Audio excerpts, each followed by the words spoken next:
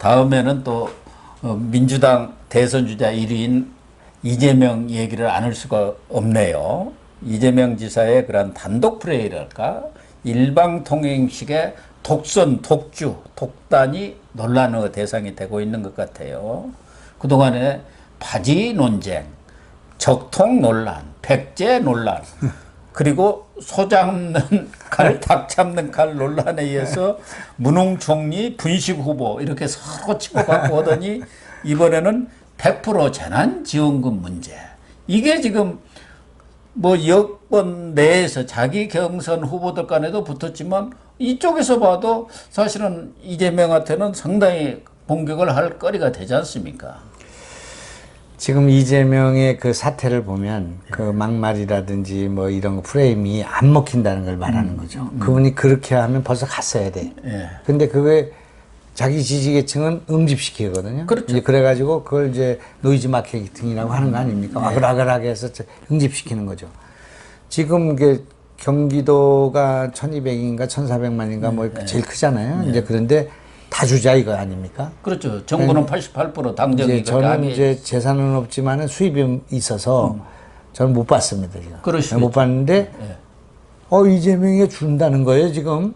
네? 그러니까 이게 좀 며칠 사이에 기분이 괜찮은 거예요 그게. 네? 준다는데 싫어하는 사람은 없어요. 아니 한 사람이 아니야 우리 가족들이니까요. 애들도 받고 그러니까. 다 봤죠. 야 그러니까 이게 좀 마음이 나 같은 사람들 싱숭생숭하니. 그러니까. 이재명이 안 주는 쪽의 불만은 그 사람들이 잘 이해를 못해. 잊어버려. 뭐 전라도에서 왜 우리는 경기도는 주고 우리 안 주냐. 저 이재명이 저는 나쁜 놈이다. 그렇게는 안 한다고요. 그런데 이거 받는 사람은 이거 달콤하단 말이야. 고맙죠.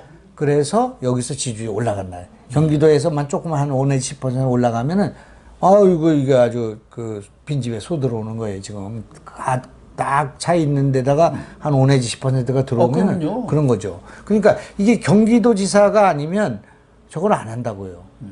경기도지사가 아니면 안 해요. 현직 지사로 있으니까 또 할 수 있는 거예요. 강원도지사나 충청도지사. 돈이 없어도 못 하죠. 아니 돈이 있어도 표가 얼마인데 이게. 그러니까 여기서 1200만 정도 되는 12%가 올라가는 거 아니에요 표가. 이제 그 계산을 다 한 거예요 이분이. 얼마나 뭐 영특한 분인지 하여튼 그런데 이래서 돈을 얼마를 쓰게 되냐면 4천억을 쓰게 되는 겁니다. 그러면 이제 경기도의 재정이 4천억이 빚이 생기는 거예요. 그 다음 경기도지사가 와서 그 빚을 계속 매달 해야 돼. 자기는 쓰고 가면 돼.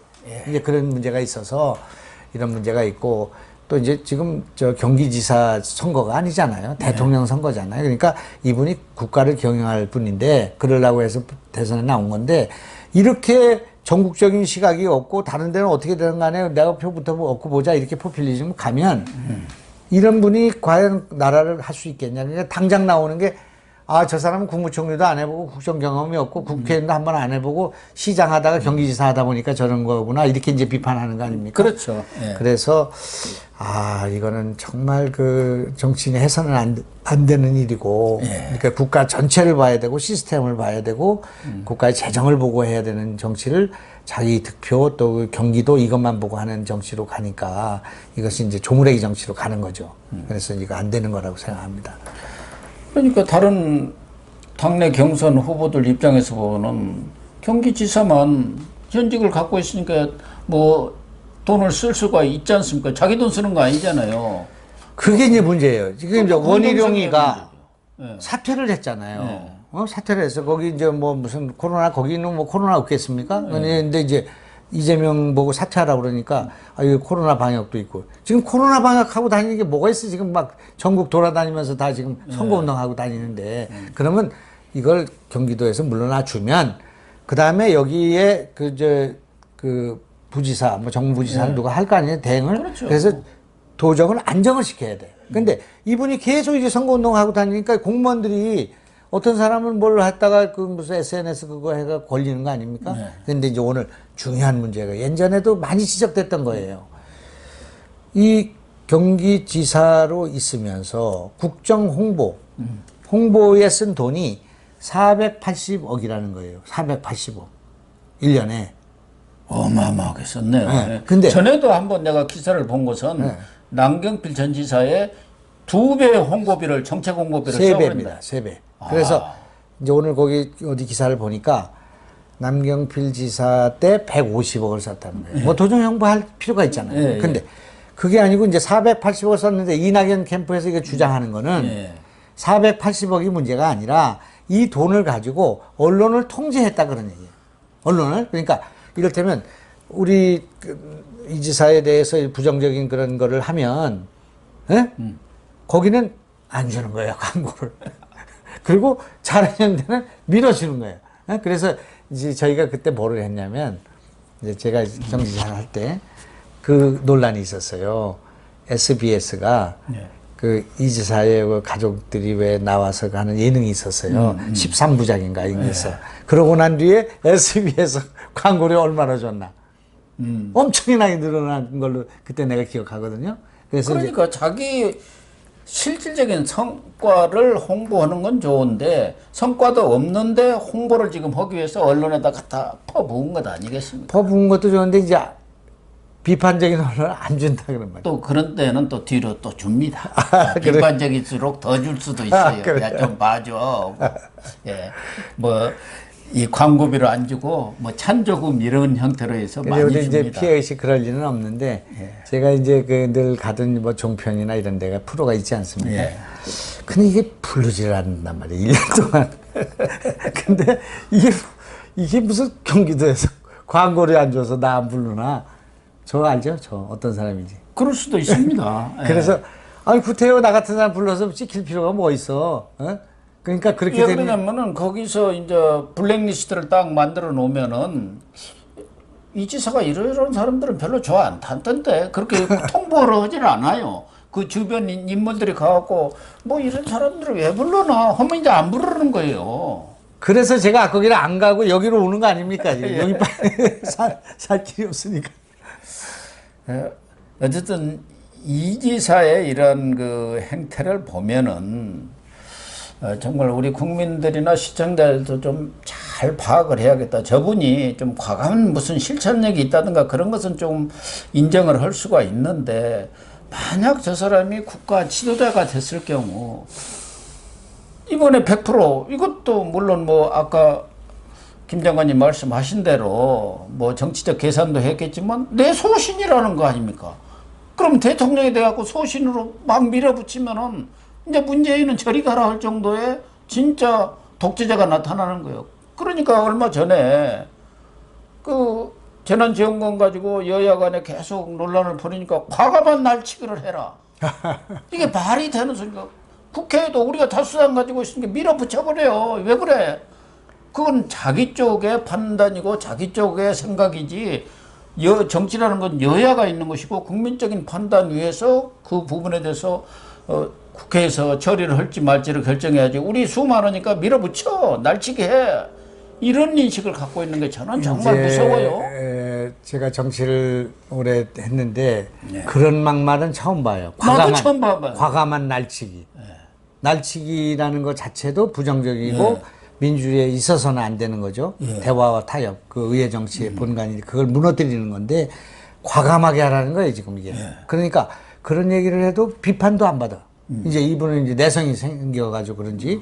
그래서 이제 저 사람 원래 그러는 사람이지 뭐 그렇게 인식하는데 그게 정말 무서운 거예요. 그게 뭐냐면 의회주의 무너뜨리는 거예요. 의회주의 무너뜨리는 거고, 그 다음에 여야 간에 그걸 무너뜨리는 거예요.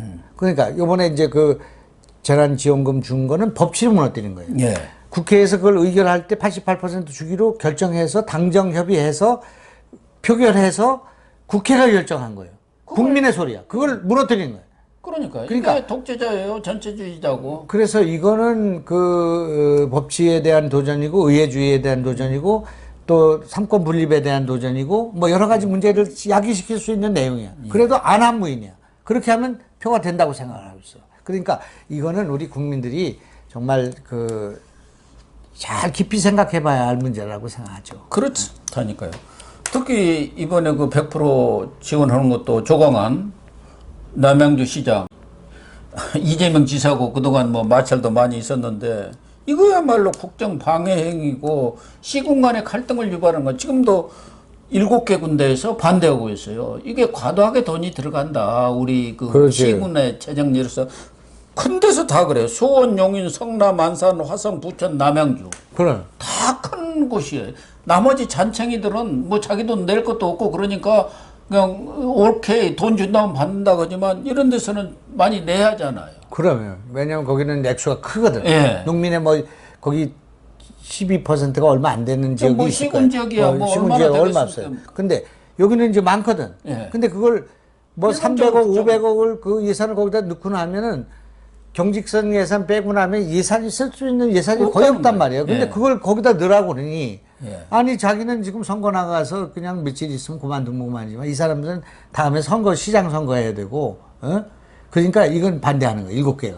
그러니까 이런 그 문제가 민주주의자가 아니단 말이에요. 이게 민주주의적인 절차를 구해야 되고 해야 되는데 이게 기본소득이니 뭐니 이런 걸 어필하기 위해서 이런 짓을 한단 말이에요. 그러니까 이거는 정말 안 되는 일인데 이거를 그 또 국민들이 이렇게 좋아하는 국민들이 있다. 아니 그러니까 사이다가 아니라 누가 독국물이라고 얘기를 했잖아요. 그래서 이분이 뭐 상당히 추진력도 좋다고 하는데 어떻게 보면 또 쇼 정치를 많이 하는 거 아닌가. 얼마 전에도 보니까 공무원들 40명 이끌고 또 유흥주점 저녁에 단속으로 나갔대요. 요새 뭐 그냥 유흥주점 뭐 해가지고 몰래 한다 하니까 여론이 그쪽에 비판적이니까 이때 또 뭐 좀 해야겠다 해갖고 쇼 정치는 이제 문재인도 잘하는데 그래가지고 도보다리 쇼하다가 지금 망해갖고 있지 않습니까? 근데 얼마 전에 그 제일 잘한 것은 하천변에 왜 그 불법 그 음식하고 뭐 다 단속을 거기 단속을 했는데 그 단속을 남양주 시장에 그러니까 조광화 시장이 자기가 다 했는데 경기지사회가 다 한 것처럼 해갖고 이거 표절이다. 그런 거 아닙니까? 도덕질 한 거라고. 그래서 조광화냐고는 그냥. 이제 그렇게 하는 걸 보면 뭐 그런 뭐 표절 그런 건 좋은데 그 저 큰 거잖아요. 88% 다 100% 준다 이거 큰 거잖아요. 네. 그런 정책을 하는 걸 보면 그 역으로 보면 이재명 지사가 뭔가 지금 크게 쫓기고 있구나. 네, 그거를 볼 수 있는 거예요. 그러지 않으면 저렇게까지 무리는 안 할 거거든요. 그 모든 거기 나와 있는 후보들이 다 반대하잖아요.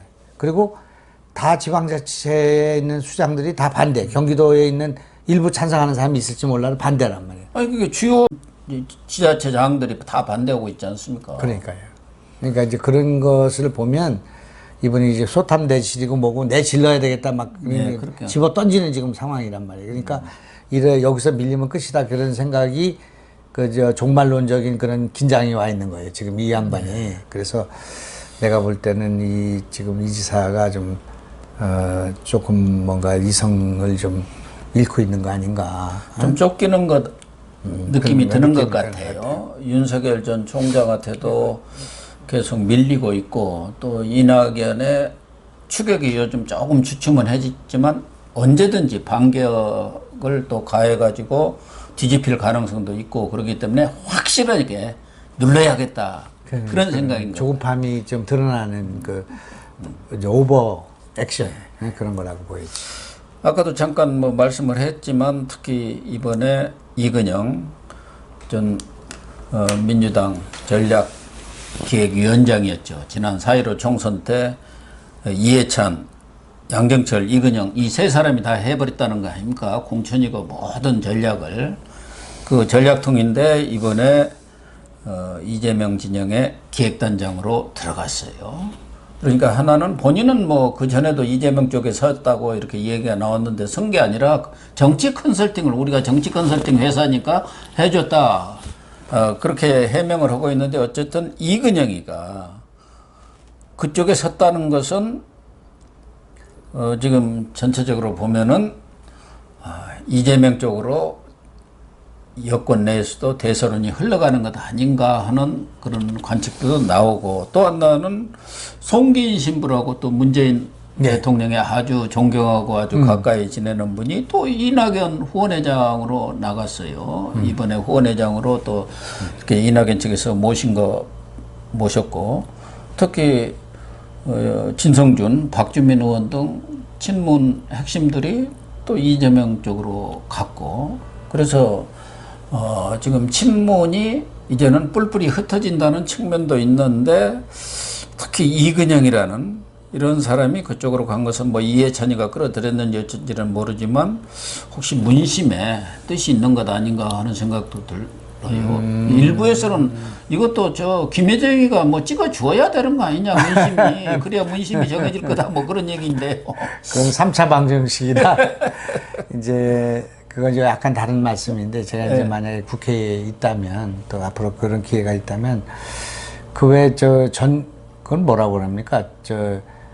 그 중요한 직책에 있었던 사람들이 그 취업 제한하는 거 있잖아요. 예, 지금도 더 취업 제한. 전관 뭐 예, 금지인가? 뭐 그런 거, 금지 정보, 예. 그런 거를 여론조사기관 대표들은 정당에 못 들어가게 그거 해야 합니다. 그 정치 여론조사하는 기관들은 이렇게 바로 일주일 전에 조사하고 일로 들어가고 이런 거를 못하게 해야 되겠다 그런 생각이 하나 들어요. 또 하나는 여론조사 가운데 10% 미만 되는 응답률 있잖아요.